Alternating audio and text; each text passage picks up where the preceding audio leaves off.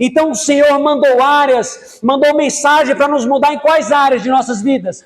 Todas as áreas.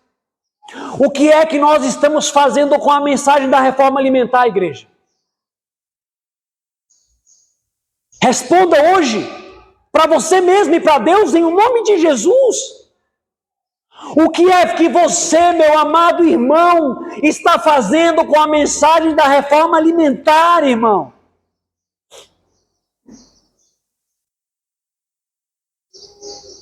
Você precisa responder isso para você mesmo. Não seja enganado.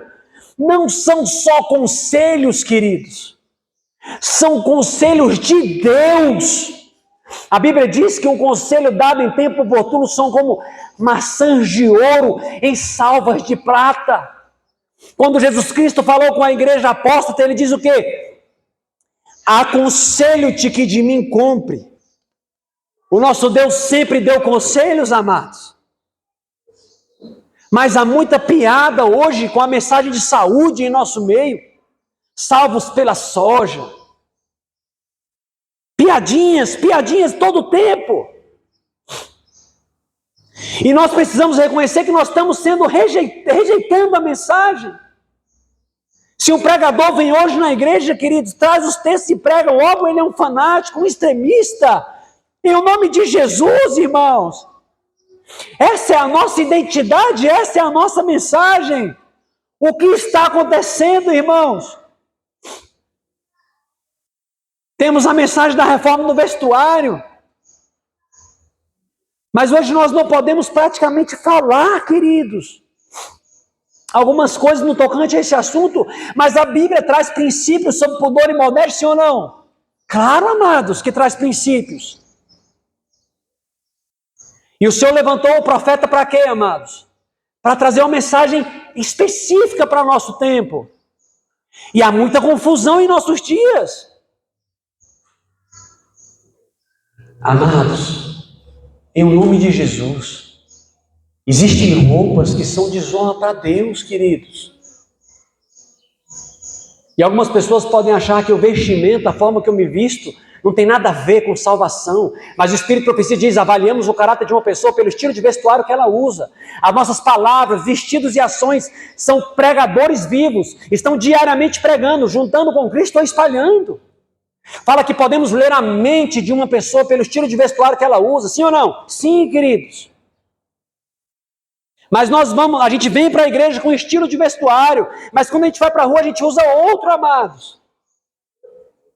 E por que a gente não pode mais falar isso no nosso púlpito? Queridos irmãos, queridas irmãs. Homem não foi feito para estar desfilando por aí sem camisa.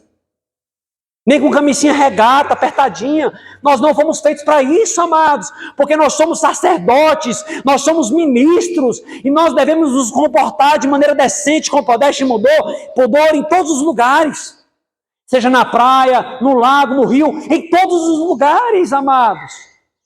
Porque nós não sabemos quando é que o Senhor pode nos chamar para pregar a sua mensagem. Quando é que o Senhor pode nos levantar para entoar a voz e anunciar o Evangelho. Então, para nós, varões, nós temos que tomar cuidado com as roupas do mundo. As calças apertadas, amados irmãos, marcando as partes íntimas.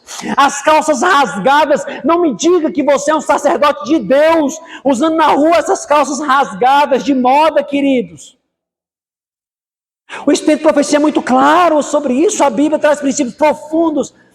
Amadas irmãs, cuidado com a calça leg em nome de Jesus, irmãs. Em nome de Jesus, não existe roupa mais sensual com a calça leg, amadas irmãs. Ela marca todo o corpo. Em nome de Cristo, irmãos, eu falo isso com lágrimas nos olhos. Cristo pagou um preço muito alto, queridos. Ele está nos chamando a uma reforma elevada, amados irmãos. Nós estamos desprezando, queridos, os princípios da palavra de Deus e os claros reclamos de Deus através do Espírito de Profecia, amados. Nós temos gastado muito tempo, queridos, em diversões. Muito tempo em diversões. Mas o salmista diz, não colocarei coisas más diante dos meus olhos.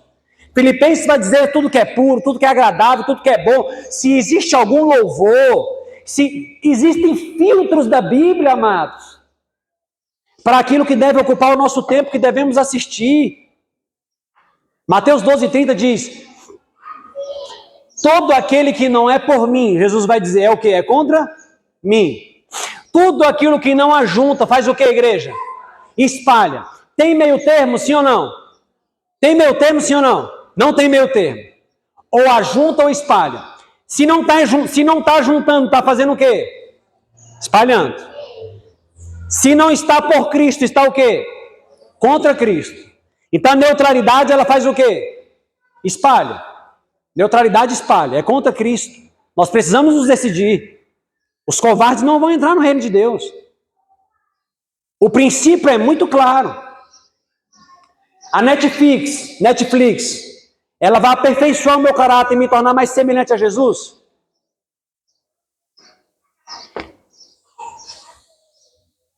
Mas nós estamos preparando um povo para receber o selo de Deus. Jovens para serem mais consagrados do que Daniel e José, como foram no seu tempo. E por que nós não falamos então isso para os nossos jovens? Novela vai nos tornar mais semelhantes a Jesus? Filmes. Irmãos, com todo respeito aos homens, torcer para time de futebol nos torna mais semelhantes a Jesus? Irmãos, eu gostava muito de futebol, muito.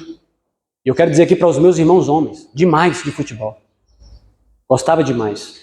Joguei futebol amador na minha região, irmãos, vários campeonatos amador na minha região, vários. Fui dono de time. Quando a minha esposa me conheceu, eu levava ela para jogar futebol. Joguei campeonato na Igreja Adventista Sétimo Dia, queridos. Campeonato da seleção da Igreja Adventista Sétimo Dia da região. Joguei campeonato, muito campeonato amador. Há neutralidade, sim ou não? Não. O futebol mesmo adventista, queridos, é uma vergonha. O nosso time foi excluído no campeonato, queridos. A Igreja Adventista não pôde mais participar do campeonato de futebol da região entre as igrejas, pelo nosso testemunho. Pelo nosso testemunho. E quem joga futebol aqui sabe que não é um ambiente que nos consagra. Porque os irmãos estão jogando bola, eles estão xingando lá de manhã e vêm pregar de noite na igreja. Anciãos, pastores. E a gente acha que está tudo bem. A gente para horas para assistir a partida de futebol, achando que aquilo não afeta a gente. Mas o quanto as nossas esposas sofrem sem a nossa presença, os nossos filhos sem a nossa presença. Quando o time perde, a gente fica chateado, a gente não quer mais nem ter prazer em fazer as coisas com a família. Colocar uma camisa do Palmeiras vai me ajudar a pregar para o corintiano, sim ou não? Não! Colocar uma camisa do Flamengo vai ser mais fácil para pregar para o vascaíno. Então isso aí está ajudando no reino de Deus. Isso é idolatria, irmãos. E precisa ser dito. Ainda que os irmãos não gostem, que odeiem. Porque uma voz tem que soar em nosso meio, avisando a igreja. Isso não vai nos preparar. Isso vai nos destruir.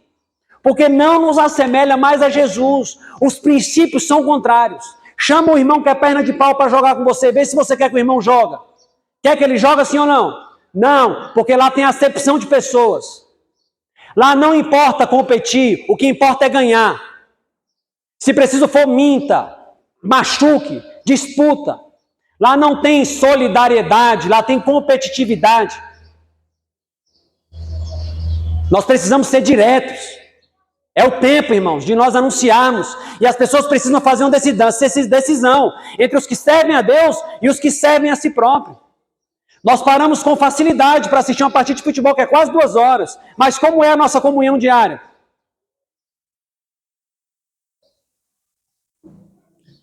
Muito mais coisas, irmãos, precisam estar diante de nós. E hoje nós precisamos tomar uma decisão como igreja, irmãos. Como igreja. Ou nós vamos aceitar a voz profética para que ela opere em nosso meio e nos eleve, nos transforme para sermos mais semelhantes a Jesus. Ou, queridos, nossa vida ela vai se transformar em trevas. Nós vamos andar como Isaías disse, cambaleando, embriagados, não de vinho, mas por estarmos voluntariamente fechando os olhos à voz profética. Como é que eu vou consagrar os jovens da igreja? É trazendo para os jovens É trazendo para os jovens uma programação mais animada, mais divertida? É isso que os jovens precisam? Eu quero falar com os jovens da igreja. Eu quero a atenção dos jovens da igreja, em nome de Jesus. Eu quero ler para os jovens alguns textos. Como é que nós vamos ter uma juventude consagrada na igreja? É fazendo programas animados? É trazendo música diferente para os jovens da igreja? É falando com eles de forma diferente? Quando eu olho na Bíblia e vejo Paulo falando com Timóteo, queridos, a linguagem de Paulo para Timóteo foi uma linguagem quase que militar, amados. E hoje, a depender da forma que você fala com o jovem, parece que o jovem não está preparado. Amados, os nossos jovens, eles precisam ser capacitados e treinados para, como porta-vozes de Deus, romperem com as trevas neste mundo mau e sombrio, amados. E o que nós gostamos de fazer com a nossa juventude? A minha idade agora, muitos já não me consideram mais como jovem. Tempo atrás os cabelos começaram a ficar brancos, comecei a usar óculos, foi passando. E antigamente eu pregava muito na igreja em programas jovens. Hoje eles querem sempre jovens, né? Jovens, eles gostam de jovens ou pessoas que falem como jovens. Que falam assim, não precisa ser jovem, mas tem que ter o espírito o quê? O espírito jovem. Só que muitas vezes o espírito jovem é mal interpretado. O que é o espírito jovem hoje? É vir na igreja e ficar trazendo o que para a igreja? Piada, irmãos. Uma mensagem suave, que é o jovem rir, dá algumas gargalhadas, fica confortável, no final coloca um fundo musical, faz um apelo, o jovem vem aqui à frente. Nunca mudou. Nunca mudou, porque as setas da convicção não penetraram nele. Agora, olha o que o Espírito de Profecia diz sobre isso. Preste muita atenção em nome de Jesus. Preste muita atenção em nome de Jesus. O que pode um ministro fazer sem Cristo? Verdadeiramente nada. Então, se ele for um homem frívolo e gracejador, ele não está preparado para realizar o dever sobre ele colocado pelo Senhor. Sem mim, diz Cristo, nada podeis fazer. As palavras levianas que lhe saem dos lábios, as frívolas piadas, as palavras pronunciadas para provocar riso, são todas condenadas pela palavra de Deus. E estão inteiramente fora de lugar no púlpito sagrado. O que nós vamos fazer? Eu tenho a boca de Deus falando por meio de sua serva, e eu tenho as nossas opiniões, os nossos desejos. Ele falou o quê? As palavras pronunciadas para provocar riso são todas condenadas pela palavra de Deus, estão fora de lugar onde? Não que você não possa rir em algum lugar, mas estão fora de lugar onde? No púlpito sagrado. Como é que um pastor pode rir em tamanha deformidade espiritual que nós estamos? Ou um ancião, ou um mensageiro, ou um missionário. É época de chorar, irmãos, com a igreja. A época é de chorar, amados. Todo cuidado dos pastores é pouco, especialmente quando diante dos jovens. Escuta, todo lugar dos pastores é pouco, especialmente quando diante dos jovens. Eles não devem usar nenhuma palavra leviana, gracejo ou piada, mas lembrar-se que estão no lugar de Cristo e que devem ilustrar pelo exemplo a vida de Cristo.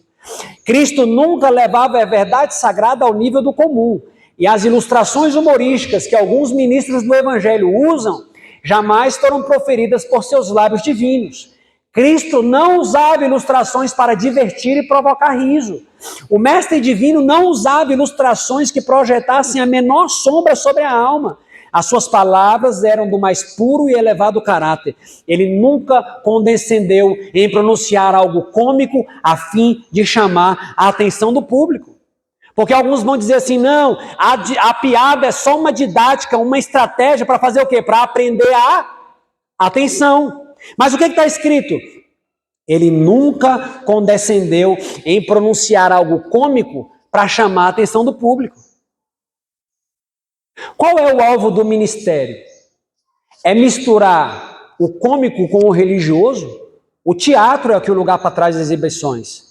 Se Cristo for formado interiormente, se a verdade com o seu poder santificador for levada para o santuário íntimo da alma, não tereis homens folgazões, que é de jovialidade frívola, Nem terei também homens ásperos, mal-humorados, intratáveis, a ensinar as preciosas lições de Cristo às almas que perecem.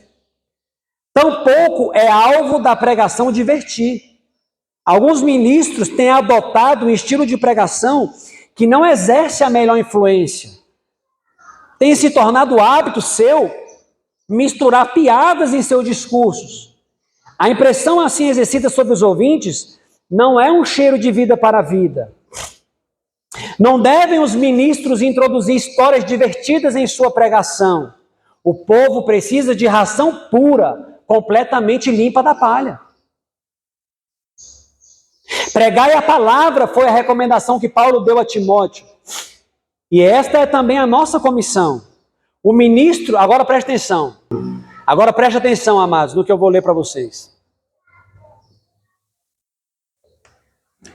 O ministro que mistura o contar piadas em seu sermão está usando fogo estranho. Deus é ofendido, desonrado a causa da verdade, quando seus representantes descem ao uso das palavras banais e frívolas. Queridos, nós estamos no grande dia da expiação, amados. Nós estamos no grande dia da expiação. Querida igreja, o Espírito Santo ele trabalha de muitas formas em nosso meio. Ele instrui. E nós hoje podemos ver pela palavra de Deus como Deus ele levantou os seus profetas para falar em todo momento. Nós aprendemos um pouco sobre a importância ao longo da história humana da voz profética. Nós vimos que até Jesus considerava a palavra escrita mais importante do que a sua experiência. Pedro também, ao ouvir a palavra do Senhor no Monte da Transfiguração, ele coloca a palavra dos profetas, a palavra profética, acima da experiência do que ele tinha escutado. Então nós aprendemos com certeza hoje, nessa manhã, a palavra de Deus. Mas o Espírito Santo, ele instrui e ele também repreende. Nós precisamos reconhecer, amados, que nós estamos atrás do que Deus esperaria que nós estivéssemos. Nós estamos rejeitando algumas mensagens quase que por completas. Mas o mesmo Espírito que instrui, repreende, ele nos consola. Amados, o céu vai ser muito precioso, queridos. O sacrifício foi muito grande, amados. A cruz de Cristo é muito valiosa. Aqueles homens no passado, eles sentiam prazer em entregar a vida por Cristo. E hoje o Senhor não está pedindo que nós morramos mais pelo seu nome. O Senhor está esperando hoje que homens, mulheres, crianças e idosos vivam pela sua palavra. No passado ele chamava homens a morrer pelo seu nome. Hoje ele quer o quê? Pessoas que vivam por toda a palavra que sai da boca do Senhor. Por isso hoje, amada igreja, em o nome de Jesus, hoje que se vocês escutam a voz de Deus, falando por meio de sua palavra, se há alguma coisa que está impedindo que essa palavra entre e opere a mudança na sua vida, hoje você pode reconhecer a sua debilidade, hoje você pode se reconsagrar, e eu não tenho dúvida, Deus está preparando um povo especial, um povo que é propriedade dele, um povo peculiar, amados, que está sendo preparado para viver na realidade do céu, um povo que aprende aqui na terra a linguagem de Canaã, um povo que sabe sofrer por amor de Cristo, um povo que quando é injuriado não injuria, amados, um povo, queridos, que quando sofre os ataques de Satanás não revida. Deus está levantando na terra um povo que viva por toda a palavra que sai da boca de Deus. E eu não tenho dúvidas, amados, que aqui neste lugar, nesse distrito, hão de se levantar pessoas para testemunharem do poder de Deus em suas vidas. Amém. Que Deus abençoe a você que veio aqui hoje, esta manhã. O nosso movimento foi levantado como um movimento vitorioso, amados. A imagem de Cristo há de se reproduzir perfeitamente em seus filhos, queridos irmãos. O Espírito Santo pode hoje nos fortalecer, queridos. É tempo de um reavamento em nossas fileiras. É tempo de uma reforma em nossos meios. E você hoje, amado, pode dar o primeiro passo em direção a este caminho. Reconhecendo primeiro a sua debilidade e a sua fraqueza. Porque é fácil esse caminho para cada um de nós? Não, É uma morte a cada dia. É abrir mão dos nossos gostos, das nossas opiniões, do que a gente gosta de fazer para se adequar à luz que Deus tem nos dado. Mas o Senhor está nos dando prazer, queridos, de viver em conformidade à vontade dEle. O Senhor está transformando as nossas vidas, amados. Há pessoas já incendiadas no meio da apostasia do povo de Deus. E esse é o momento, queridos, de nós tomarmos decisões. Nós vamos ouvir uma mensagem especial.